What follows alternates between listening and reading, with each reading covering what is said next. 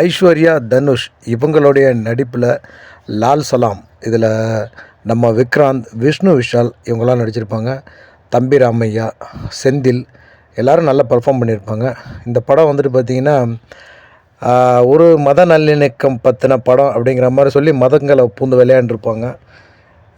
ஒரு பெண்ணுடைய இயக்கத்தில் மத நல்லிணக்க படம்ங்கிறதெல்லாம் சாத்தியமே இல்லை அப்படிங்கிற மாதிரி தான் படம் போயிடுச்சு. இந்த படம் எதிர்பார்த்த அளவுக்கு பெரிய வெற்றி இல்லை அப்படின்னு சொல்லலாம். ரஜினிகாந்த் நடித்ததுக்கு உண்டான ஒரு வெற்றி அது கிடச்சிது, நிச்சயமாக மறுக்க முடியாது. ரஜினிகாந்த் வந்தால் அந்த படம் எப்படி போகும் அப்படிங்கிறதுக்கு ஒரு நல்ல ரிசல்ட் கிடச்சிச்சு அப்படின்னே சொல்லலாம். ஸோ லைக்கா அந்த படத்தை தயாரிச்சிருந்தாங்க. இந்த படத்துக்கு வந்துட்டு ஏஆர் ரஹ்மான் இந்த படத்துக்கு மியூசிக் பண்ணியிருந்தாங்க. பாடல்கள் வந்து பெருசாக அமையலை அப்படின்னாலும் கதையோட்டத்தோட பாடல்கள் கேட்கும்போது நல்லாவே இருந்தது. இந்த படத்தோட டிஜிட்டல் ரைட்ஸ் நெட்ஃப்ளிக்ஸ் வந்து இந்த படத்தை ரிலீஸ்க்கு முன்னாலே வந்து ரைட்ஸ் எல்லாம் வாங்கிட்டாங்க. மார்ச் 1 ஸ்ட்ரீமிங் பண்ண போகிறதா அஃபிஷியலாக சொல்லியிருக்காங்க.